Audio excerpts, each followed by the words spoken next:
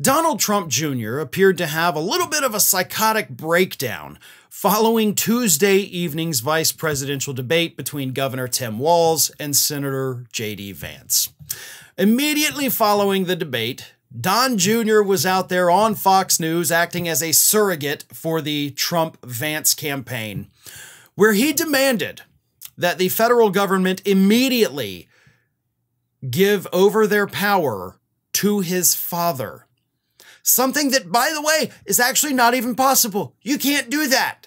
But Don Jr., not knowing much of anything about anything, told the federal government that it is time, abdicate your power and give it to my crazy dad. Here is what Jr. said on Fox News following the debate. The administration just gave $8 billion to Ukraine. How about we just send it to North Carolina, Georgia? My father's doing more for North Carolina and Georgia by getting Elon to bring in Starlink and supplies to be able to create communications, which, for the record, hasn't happened yet. The Biden administration, on the other hand, has reached out to the governors, they've reached out to mayors, they've reached out to everybody saying, tell us what you need and we will get it to you immediately. Right? This is a tragedy. It is a national disaster that, of course, should put climate change back at the top talking point for everybody in this country. And Jr. is trying to politicize it. And, of course, he is trying to mischaracterize, much like his father did, what this administration is actually doing and trying to paint his father and Elon Musk as heroes who've literally done nothing, but totally they're going to do stuff eventually in the future, right? But Jr. continues. Honestly, what Kamala Harris and Joe Biden should do is like, Donald, please take over the disaster response because we're too busy taking care of our enemies around the world and making sure that Iran feels comfortable and is well funded to keep attacking our enemies. I mean, that's what they should do. If he wanted to actually solve something for the American people, put him in charge now. I don't know if Jr. caught the fact that he actually said Iran is busy attacking our enemies. I think he meant to say allies. Oops. A little bit of a Freudian slip there, huh, bud?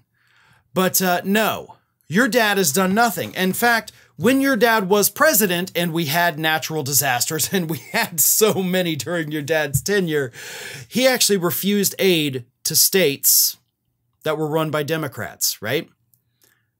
Didn't send aid to Oregon during their wildfires. Didn't want to send it to California during theirs. Didn't want to send it to Puerto Rico because the governor of Puerto Rico pissed him off. Not to mention COVID. What happened during COVID? Y'all remember that? The very early days when New York was getting hit the hardest, Governor Andrew Cuomo begged the administration, please send us the PPE, send us the respirators, send us all these things. And what did Trump do? He didn't send it to New York. He sent it down here to Florida that had barely been hit yet. So Florida ended up with a surplus.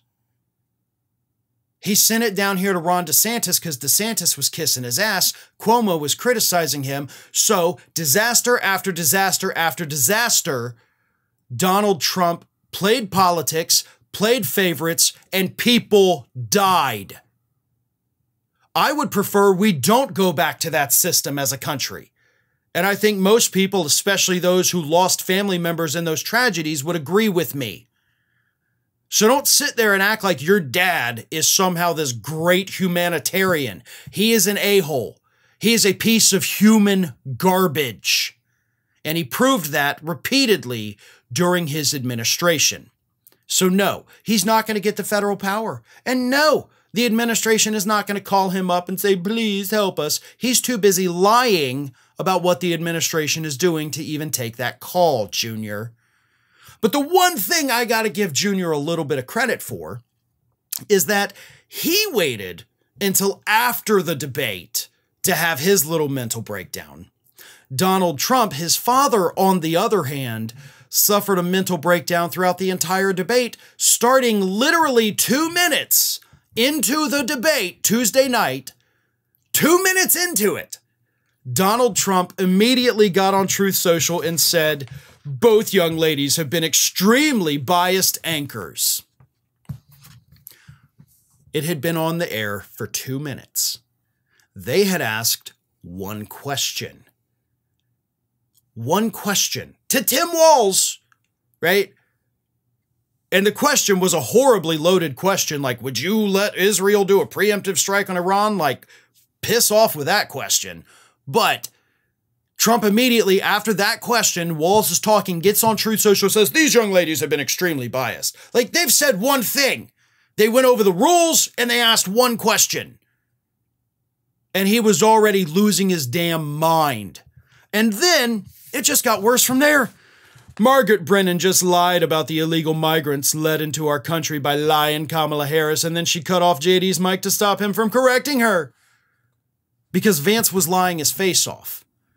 And if CBS had actually done their job and fact-checked him through the entire debate, he wouldn't have been able to get any more words in, because every time he started speaking, he immediately started lying.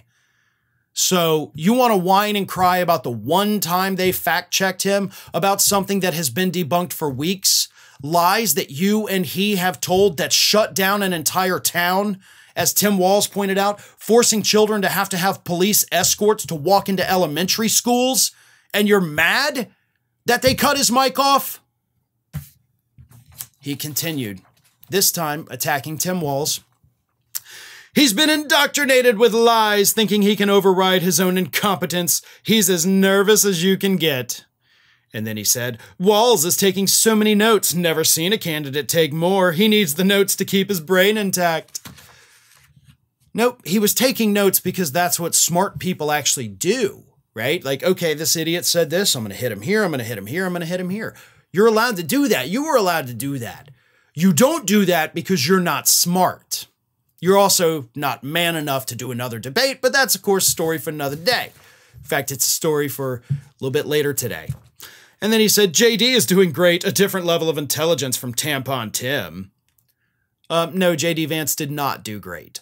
I mean, he didn't fall as flat on his face as you did until right at the end when Walz asked him if you lost the 2020 election, which that was fun. But then Trump ended with this. The administration admitted that the Inflation Reduction Act that Walz just brought up was a hoax with a phony name that had nothing to do with inflation reduction. It's been totally debunked by the administration itself. It actually helped increase inflation to the highest in the history of our country, devastating our citizens. And literally none of that is true. Like, the administration never came out and said, we screwed up. That straight up didn't happen. He is making it up. And it did decrease inflation, and inflation was not at the highest record this country has ever seen. That's not even close to being true. So everything that Trump said was a lie. He's melting down because he knows Vance was not doing well. But again, he should have taken a page from his son.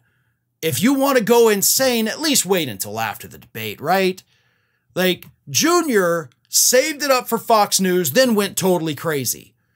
His dad, on the other hand, was going crazy the whole night and into Wednesday as well, because he is just completely unable to control his emotions and, of course, his rage. Hi, everyone. This here is little Athena. And Athena would like to know why you haven't subscribed to Fair and Balanced yet. So please, don't let Athena down. Subscribe today.